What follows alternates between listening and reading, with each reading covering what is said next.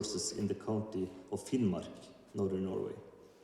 People were now able to celebrate freedom from the colonizers in the south. But some argue that the legislation is, in fact, it opens up opportunities for privatization and the market. So for me to come into the discourse of law, I wanted to do a series of interviews that later could be used in a text collage. I asked people what they thought about the law and the contexts around it. And since the debate about the law had been partly heated, and I wanted interviewees to give their personal statements, we agreed that we should anonymize the recordings. So I traveled around in the county of Finnmark and Troms and interviewed administrators, lawyers, historians, activists, artists, and users of land and water. Almost all of them are Sami.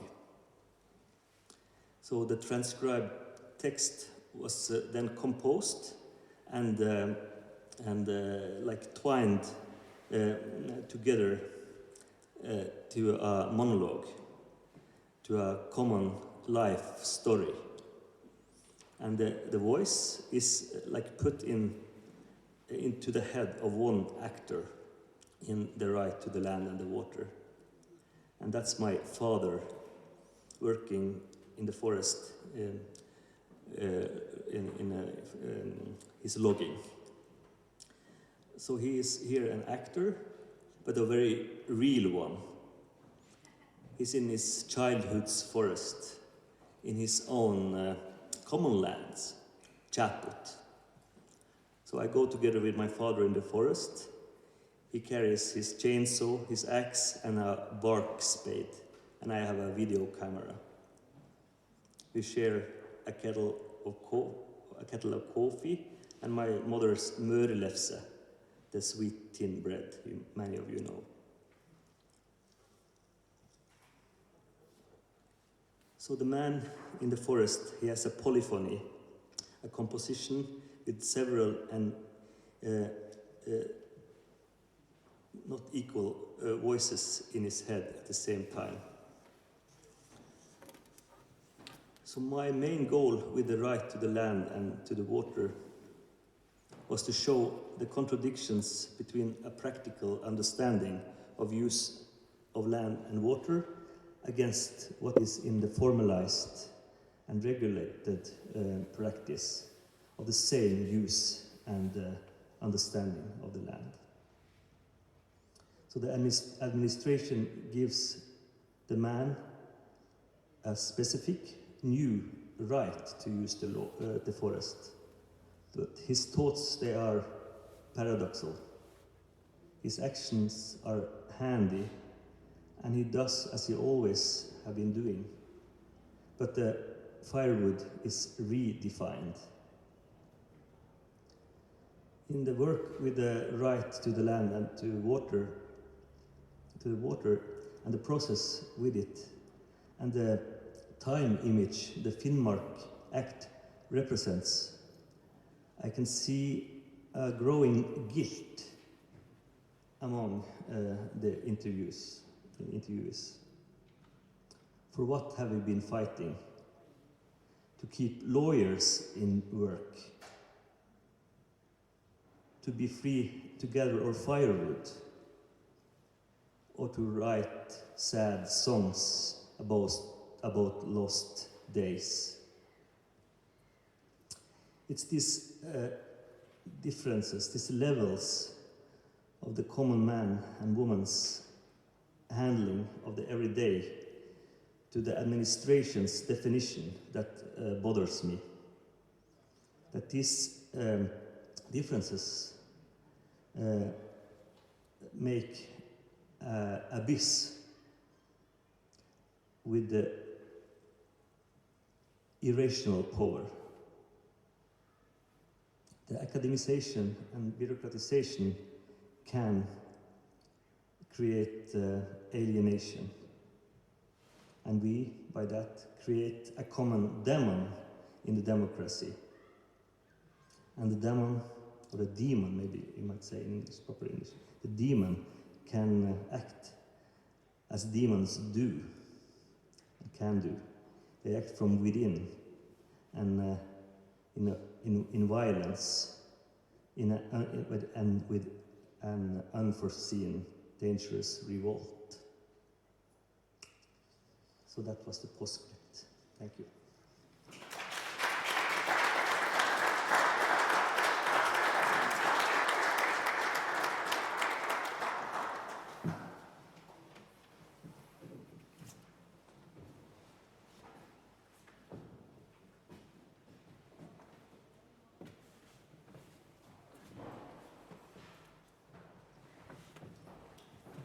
Thank you very much, Geir Tore. Now I would like to introduce Duane Linklater, who's an artist whose work explores the structural language of an institution and space, as well as excavates histories to unearth folds and knots addressing cultural loss, recovery, and sovereignty. Linklater is Cree Indian. Hello, everybody. My name is Duane Linklater. I'm a Muskegee person from Muskegee in what you might know as Northern Ontario in Canada. We've lived in this particular area for, at least by the estimates of settlers, for 15,000 years. And it seems like a pretty sizable number. But it's also important to say that by our own estimations, in our own contexts, that we've been there forever, that we were born there, we're made out of that land. I think it's important to say that, important to contextualize what I'm about to say in this paper, that we didn't cross a land bridge. There's no such thing as Bering Land Bridge theory. There's no connection between Russia, what is now known as Russia, and North America. That we've been there forever, and we're born in that space. I think it's important to say that and to tell you all that I believe that in full. But I also, at the same time, believe in evolution, that I can believe in both things. There's nobody telling me otherwise. There's nobody telling me that I can't. I can do that. It's important to say. So I'm an artist. I make things, sculptures and videos and films, and I write sometimes. I find it extremely difficult to write. I write very slowly. I've been doing a project since 2011 called Woodland School. When I first made this project, it was just me by myself. At that time, I lived on a reserve in near North Bay, Ontario. And this reserve was not my own reserve, not my own community, not my own territory, but it's where I lived. I rented a house, and I had a studio on this house, on this reserve as well. And at the time, in 2011, I was in grad school between 2010 and 2012. This is 2011, so I was very little, zero. I had zero exhibitions, no requests, no Facebook messages, no emails, no phone calls. Zero. But I wanted to be around and with people who I thought were interesting, indigenous artists and non-indigenous artists. So I had this idea that, and I was also having some issues with this idea of the studio at the time. I didn't like my studio. I didn't like the expectation that this place had. I thought it was unreasonable to have a space where you had to make things. Had something to do with school, maybe. So I was renting this space month to month and not going there deliberately, not being in there. And I felt like, oh, I'm wasting this $350 a month renting this studio. So that's kind of a waste or something, because I didn't have a lot of money. So I decided to make this little office studio space on this reservation in northern Ontario, Canada, into an exhibition, and this exhibition needed a title, so I called it Woodland School. Instead of woodland, woodland is often used as one word, right? To describe the eastern half of North America, woodland, right? It's some kind of category of geography, but also category of a kind of a people that live, indigenous people, woodland Indians or something like that. Interesting category of probably dozens and dozens of tribes speaking dozens and dozens of languages. So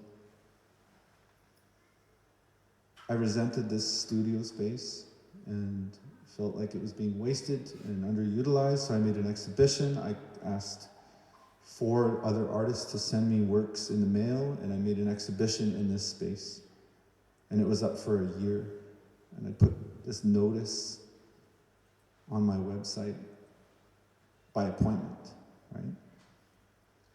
Nobody came for the entire year, but I felt like I had achieved something. I felt like the space was being used, but I felt like I'd achieved something. I got what I wanted. I wanted to be around other indigenous artists, and maybe one other non-indigenous artist who I thought was really interesting. His name's David Horowitz. So that's what began this Woodland School project. Woodland, 3 words instead of the 2. Wood and land and school.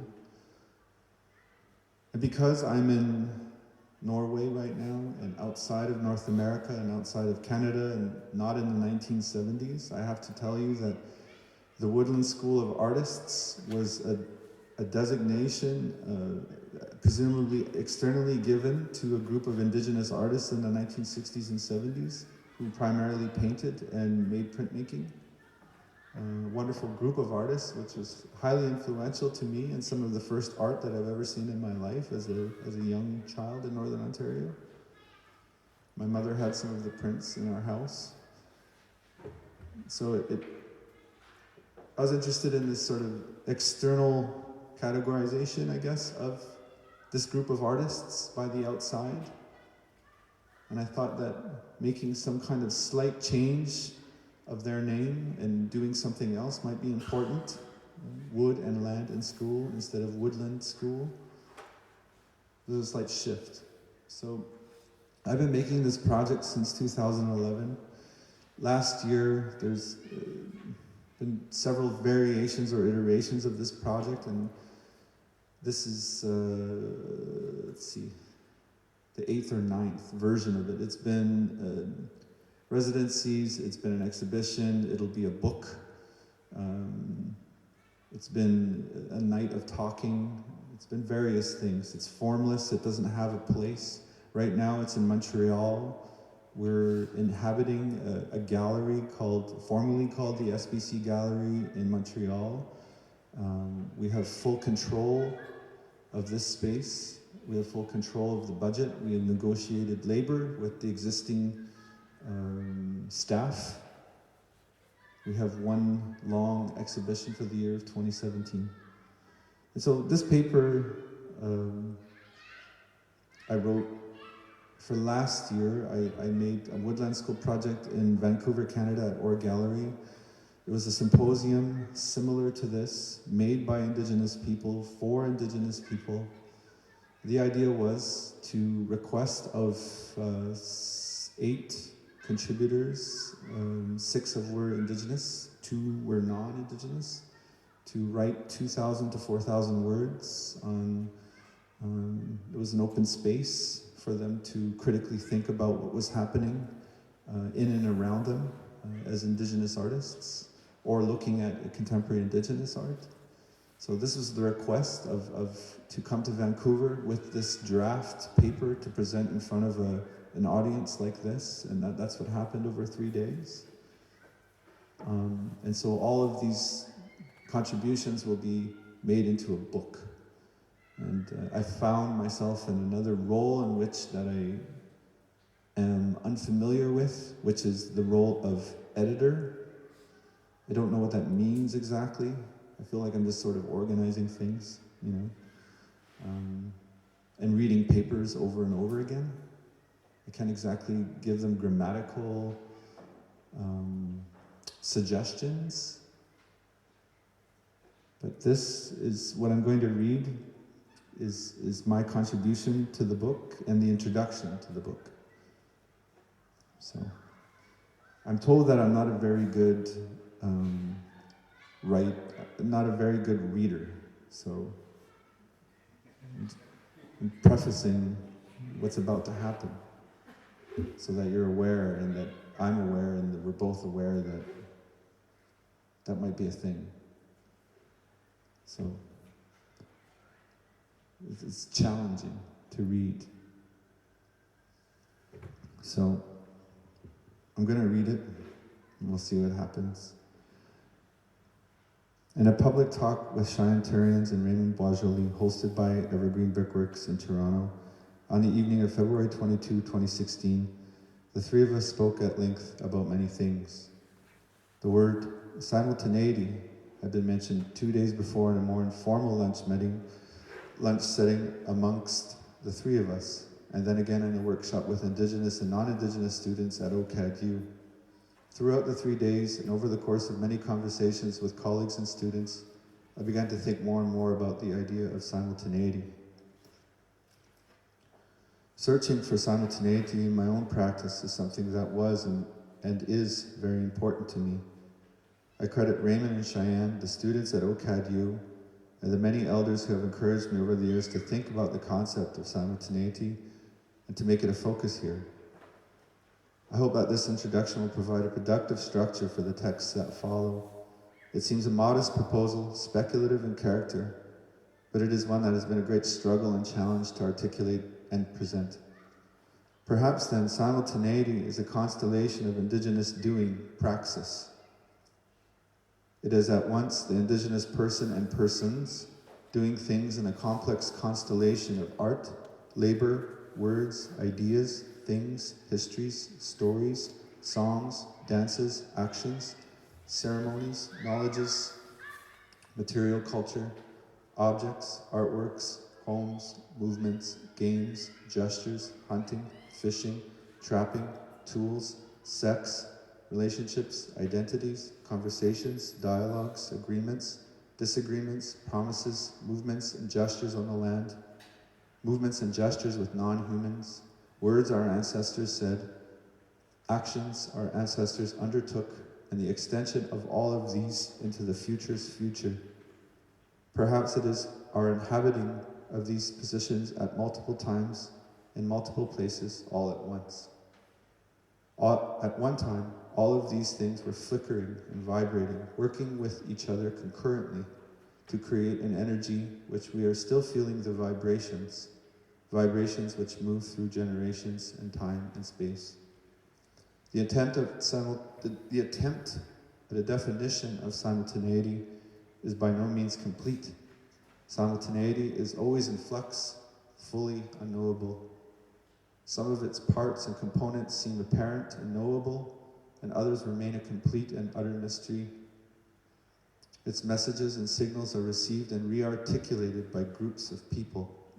The contributions in this book reflect perhaps the only way in which the idea of simultaneity can be responded to, a group initiative, a mirror constellation of responses and ideas. Pre-contact, before I say this little part, I'm just going to say too that there's problems in this essay, and that's okay. And Raven said something important, I think yesterday or today. I was thinking about that today. Something about going back, about wanting to go back to the way things were, and that there's some kind of problem with that. And there is. So anyways, pre-contact with Indigenous people had a sharp awareness of the simultaneity, both as a framework for viewing and understanding the wider world, as a framework for viewing our lives within the context of our families and our nations. Anishinaabe simultaneity, Haida simultaneity, Dene simultaneity, Omuskego and Innuit simultaneity, and so on. But today our consciousness of that simultaneity, even the quality of the Indigenous simultaneity itself, is different or discrepant. When Europeans arrived on Turtle Island, their ideas arrived with them. We were not given the time, indeed we were robbed of our agency to determine what was of value or of interest to us in their ideas. Under different circumstances, there may have been opportunities and an acceptable framework for Indigenous peoples and European peoples to exchange ideas and language and customs as equals. But in European eyes, Indigenous people we were seen to be as less our ideas, our art, our language, our customs, our tools, our beliefs, or even our humanity were all deemed less valuable than what the Europeans brought with them. From outright violence and murder to forced relocation and removal and religious persecutions, Europeans devised multifaceted plans and schemes to remove us from our lands in as many ways as they could imagine. These acts were and continue to be a deliberate and violent antagonism of our simultaneity and our connection to this simultaneity on Turtle Island. One of the most physically, emotionally, spiritually, and historically damaging of these strategies was the residential school system. The residential school system functioned solely to destroy and erase Indigenous lives. It became one of the most enduring and effective ways of destroying our culture and the simultaneity in which we had previously lived, by violently removing children from their natural environments and their families, by ripping them from the fabric of their communities. White settlers caused tremendous trauma to us, a trauma which continues to resonate generation to generation. I did not attend residential schools, but I have family members who did. Their stories are their stories. I do not claim those stories, nor do I claim to speak for those family members, but I am a part of a first generation of Indigenous peoples to emerge from this era, to have not been forced to attend residential schools. Indeed, I have inherited some of my family members' pain and trauma. Indeed, I've been deeply wounded by the residential school system intentions, its motivations, its physical and sexual violence, which were inflicted on previous generations.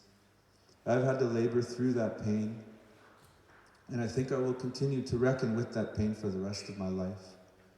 Over many years, I've worked to recover, reassemble, and reconfigure the fragments of language and culture and identity, as many others of my generation have also done. It is important to say here that these recoveries were not possible without the guidance and words of Kseno Gnastan Otogowak, who helped me and continue to help me. The residential school system contributed, arguably shaped the physical, mental, spiritual, and intellectual reduction of Indigenous people of Turtle Island. Yet while this trauma had profound impact on the Indigenous people of Canada and the United States, where the residential schools were known as boarding schools, it is not the only site of reduction. And before I continue on, I just wanted to also attach, because we're in Norway and we're on Sami land, that I was not aware until recently through this wonderful film by Elmaya Tailfeathers, who made a film called Bitos about her father. And her father attended one of these boarding schools that were here in Norway. The imaginations of white men have consistently and forcefully articulated such reduction, minimization, or violent misrepresentation of indigenous peoples and cultures in multiple forms and ways. In particular, the film screen has provided a potent... That's different. It should just say the screen. Has provided a potent venue for the imaginings in the past and continues to be a powerful reductive site. Since its inception, for example, documentary filmmaking has shown a keen interest in capturing people in their natural environments or in their natural states. Films such as Robert Flaherty's Nanook of the North of 1918, Edward Curtis's In the Land of the Headhunters 1925, and Kent Mackenzie's The Exiles of 1961 are examples of this. Films that operate to varying extents on these principles of misrepresentation.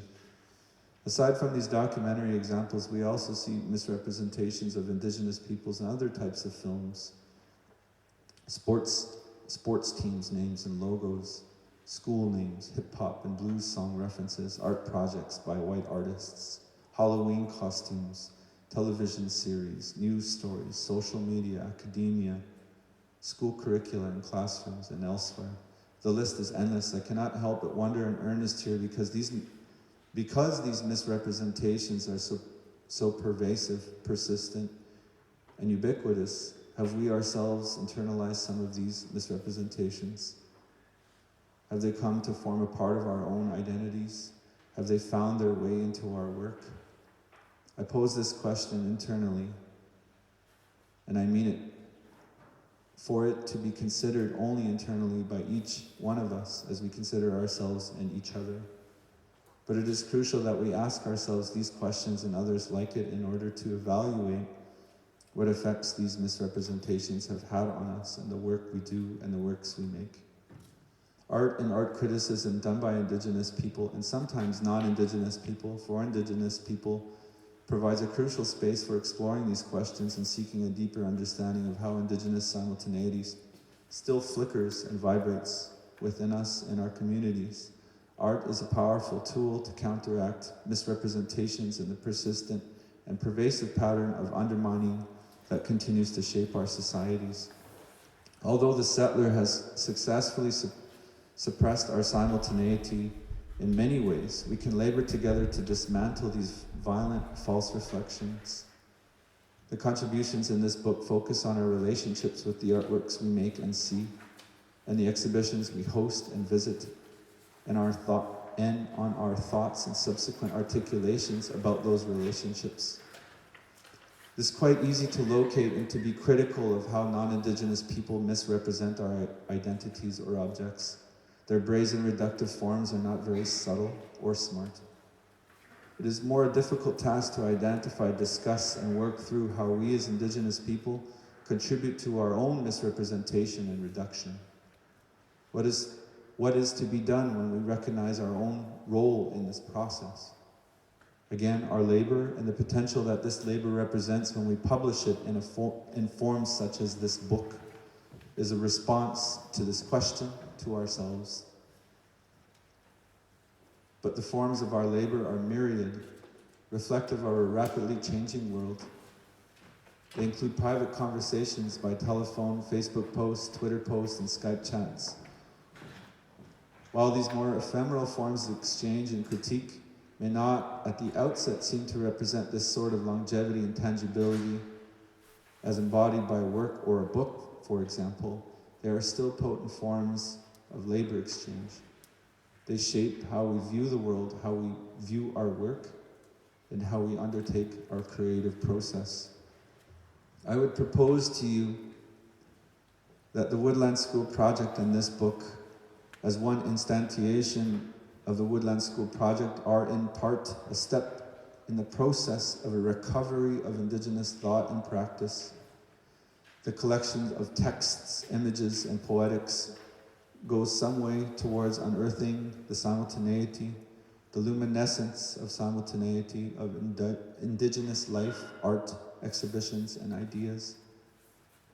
Some of that simultaneity is apparent in the words and texts here, and the exhibitions and artworks of the people who have contributed to this publication, As contributors, we have spent time together, we have conversed with one another, sharing our ideas with each other, both person and across vast geographical distances, enabled by modern digital communications technology. We have thought together, we have written together in the hopes of recreating that simultaneity, that flickering, vibrating, luminescent energy that animates our flesh. I'm reminded of the words and writer and poet Fred Moten, who commented on the writing process in an interview with Adam Fitzgerald of Literary Hub. And this is the words of Fred Moten. I'm sitting in my room writing something, and I'm in conversation with Dawn and Shakespeare and Baraka and Mama and my grandmother and, Louis Armstrong and Charlie Patton. All of these people, they're in my head and they're in my body. They're sort of animating my flesh, disrupting the body that I guess I thought was mine. But there's another kind of sociality that's given in the close quarters of the living. I guess you could say I would like to try, that I would like to do, to fade into. Given the relevance of the idea and the process of simultaneity in the Woodland School project, a productive way to experience the contributions in this book is to consider how they reflect simultaneity in an Indigenous context. I offer this organizing principle not as a map for the reader to follow, but as a way to encourage further engagement with this idea and to promote a renewal of this aspect of Indigenous doing and praxis. Some of the contributors actively invoke the idea of simultaneity in their work, and some do not.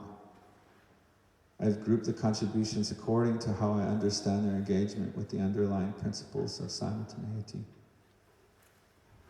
Thank you for the water. It's very dry in Norway.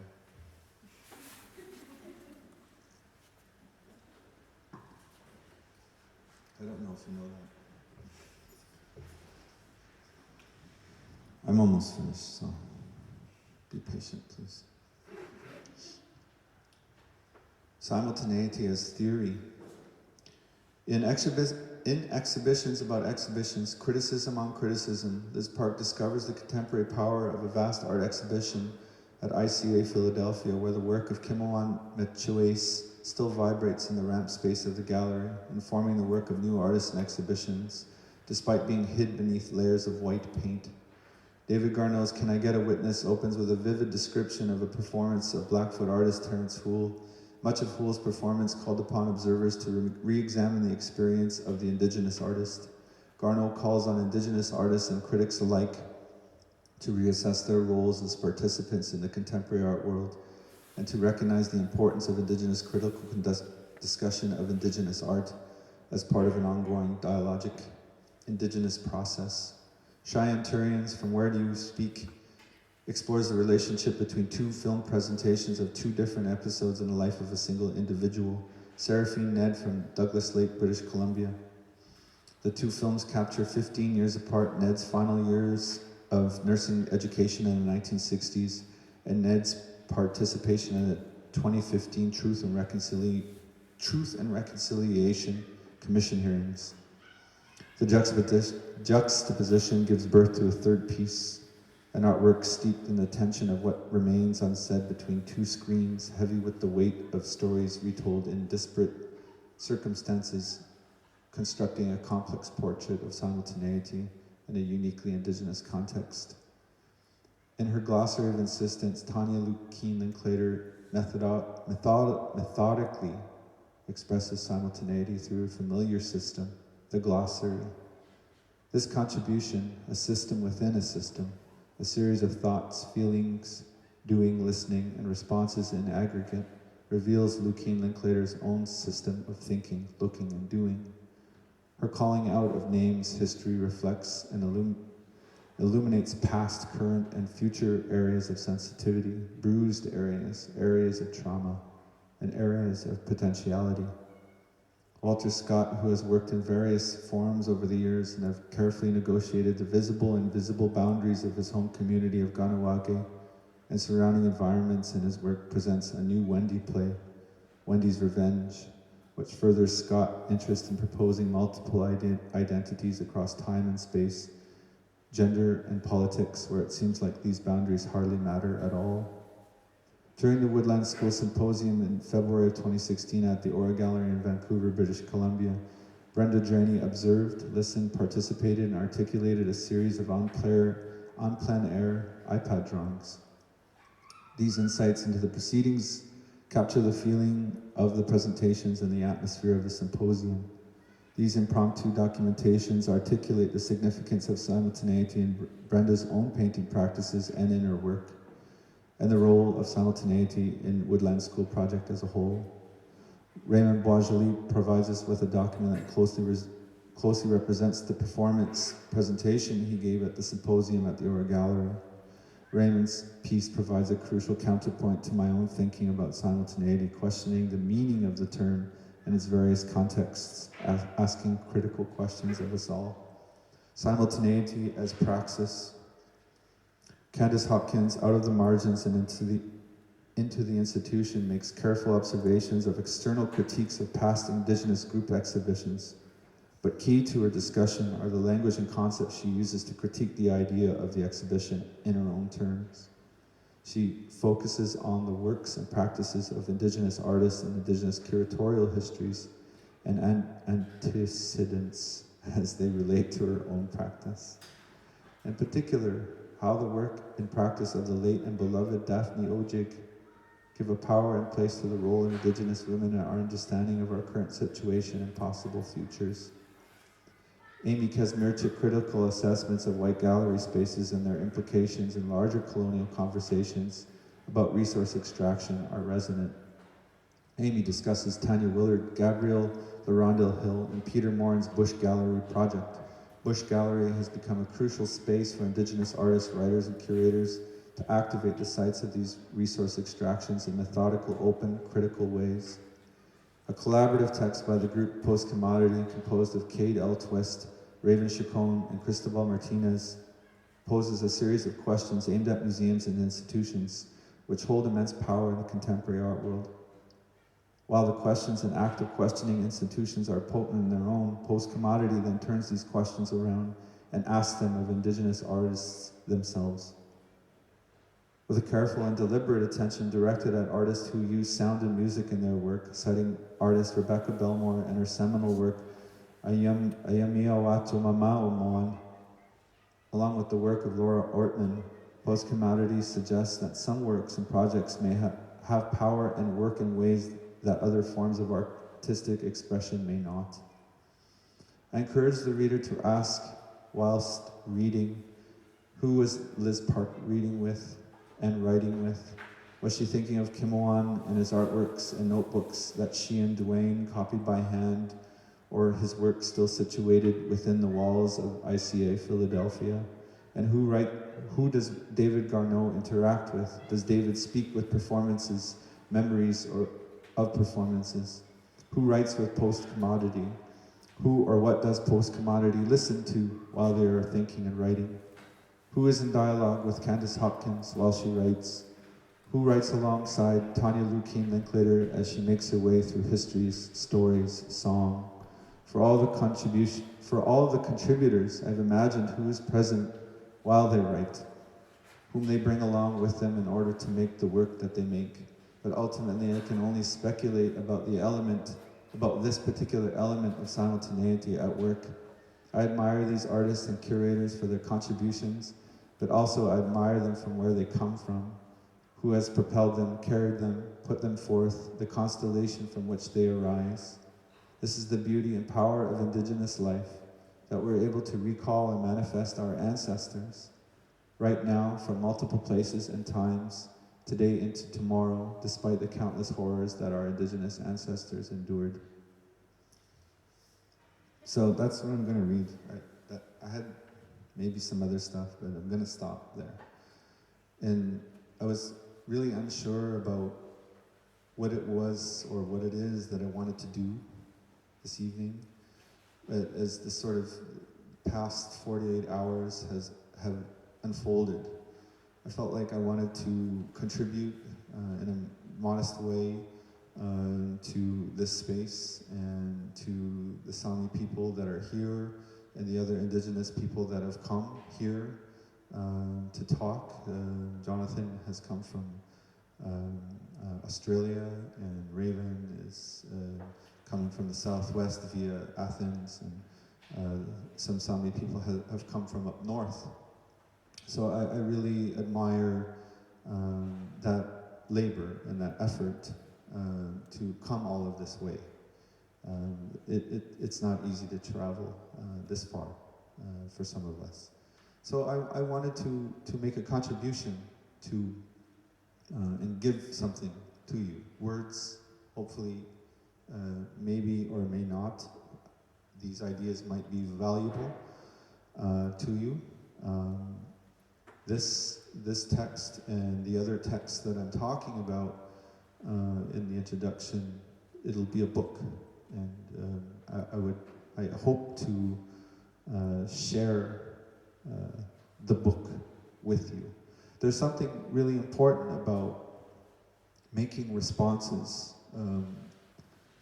to institutions in a singular way as an indigenous person and an indigenous artist.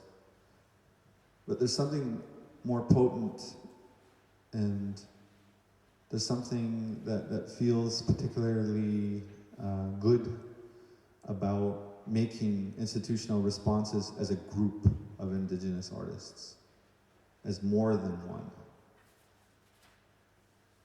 Today and yesterday, we talked through some of the problems that we encounter as indigenous artists when we come into spaces like this. And I felt like it was really important that we were responding individually, but also responding together. As I said, I think that's an important thing to do, and it makes my time here valuable. It makes these memories of being here valuable as well. So I'm gonna not take up any more of your time.